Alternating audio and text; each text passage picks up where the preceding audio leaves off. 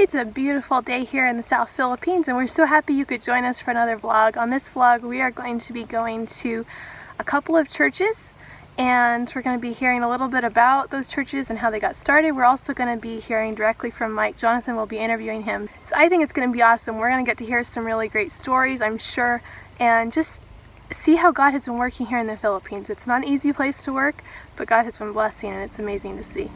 What would you say is the most important thing you've learned since becoming a full-time missionary here?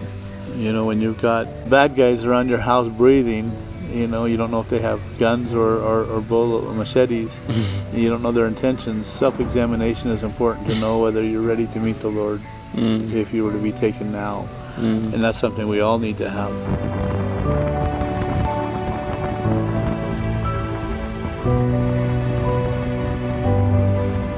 It's 5:36 in the morning and we left 2.5 hours ago, so 3 o'clock this morning.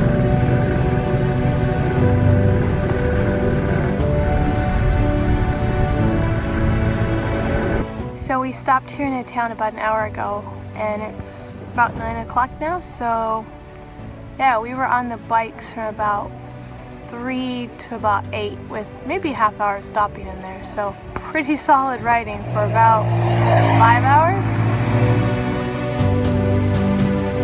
So we made it here to this church. The roads are a lot better than they used to be. Turns out the elder here was a drunkard and a brawler, a gambler before. And then one of the lay workers asked him if they could study the Bible with him, and he said yeah. So they studied together, and he accepted, he got baptized, and now he's the elder of the church. The church was thriving, and then the industry, which was palm oil, moved, the companies left this area, and so a lot of the people here left too because they didn't have a livelihood. So the church is pretty much down to one family, so they're really wanting to come in and revive the church and build it up again. So you can pray for that God will really work in this place.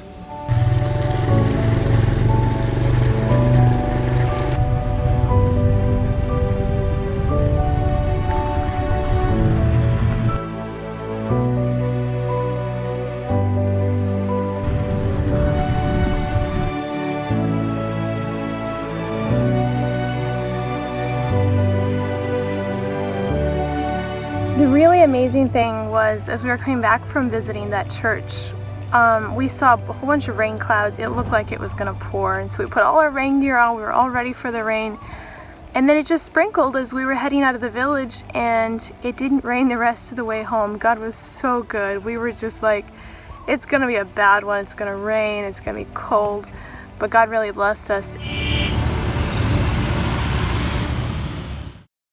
Can you tell us just a little bit of how God placed the burden on your heart here, and how he kind of led you to this work and what that's been like for you? The couple times that I'd come here, I'd ask, you know, is there Adventist presence there in the mountains? No, we don't go there. It's dangerous, right? And but this is so beautiful. Can we go for a hike in the mountains? No, it's too dangerous. We can't go there, right? So all these things were happening, this constant buildup of questions and burdens being placed on my heart.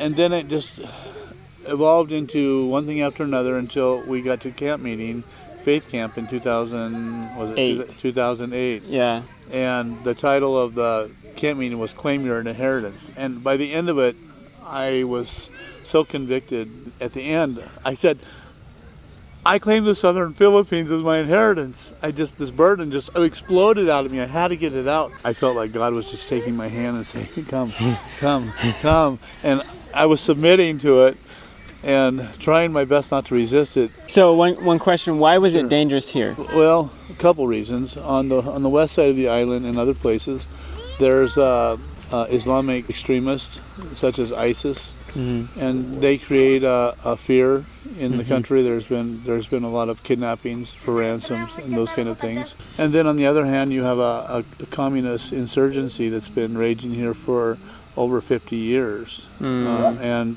those insurgents, they are a constant agitation for the military and the government. So. Okay, so that sounds a little dangerous. Yeah, It's been interesting. What are some of the challenges you've had to face in working here? Of course, disease. A lot of tuberculosis, hepatitis, malaria, dengue. My own health problems. I had health problems when I came here. I still have health problems today, but God has managed to work me through those. Some of the other trials, lack of laborers, lack of financial help, a lack of communication with the outside world. You know, I'm an American and I miss my home sometimes. I miss my family. I have grandkids that I have never seen. I've lost 2 boys since I've been here.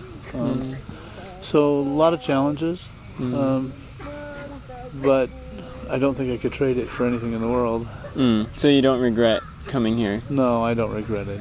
If I had seen the trials ahead of time, I would have ran the other way. I honestly would have ran the other way. God qualifies the called. If He calls you, He'll qualify you.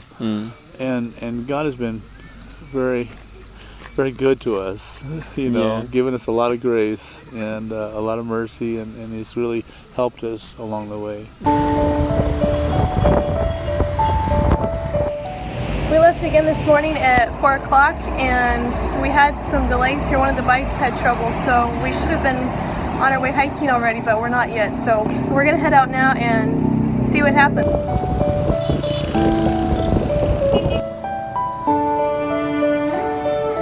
We made it almost to our trailhead, and then we found out that we don't actually have permission yet from the authorities in the area to go in yet. So we're like sitting here, we ate breakfast, and just gotta wait and see what God has in mind. We don't know if He's holding us back for some reason, that there's something we shouldn't encounter or something. We don't know. We'll see how God leads.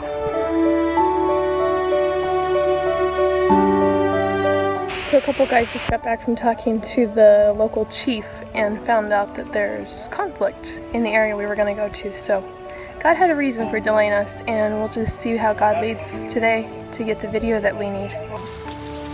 Good. You guys were blessed because you guys have your heads covered.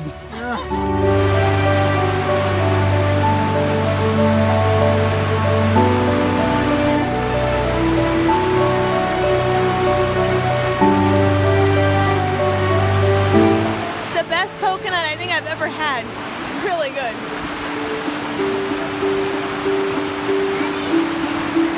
So we couldn't go to that one village, so we decided to come to a village of one of the Bible workers to get video of the Bible workers like going around in people's homes. And just as we finished, we got back up here to the church and it just started pouring. So I think we're gonna wait out the rain before we head back, and we're gonna go ahead and go back to their house for the weekend because we couldn't stay in the other village. So yeah, hopefully the rain will stop so we can have a not so wet ride home. What are we doing? We're standing in the rain. We're not dancing in the rain, we're standing in the rain. So we're not leaving yet? No. One of the bikes had a flat tire, so they took it up yonder hill to some place with air, I guess, or to fix it or something. Anyway, we're standing here in the rain having a jolly good time. And we are finally back at the house. It's raining outside, we are wet and we are cold, but we made it back. Praise the Lord. You know, the funny thing about being in the mission field is that I'm losing American words.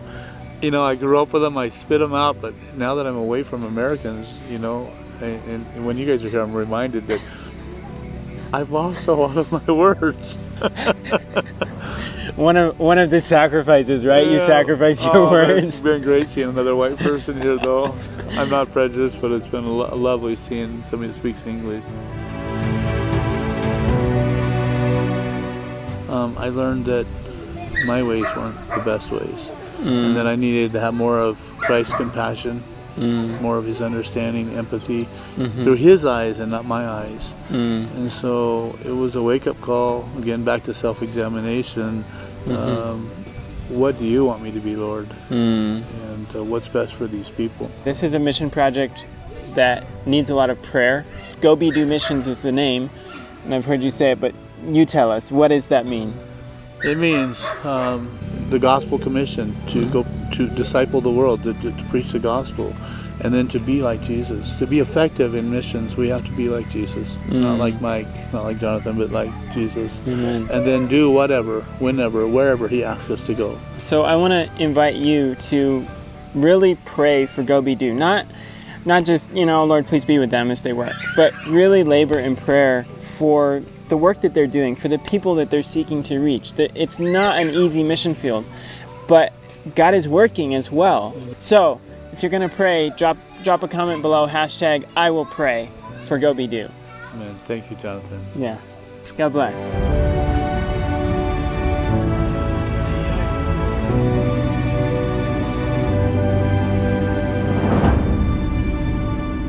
Thanks so much for watching. I hope you enjoyed this video. If you did, give it a thumbs up. And if you want to join us on this journey, hit subscribe. And we'll see you next week. God bless.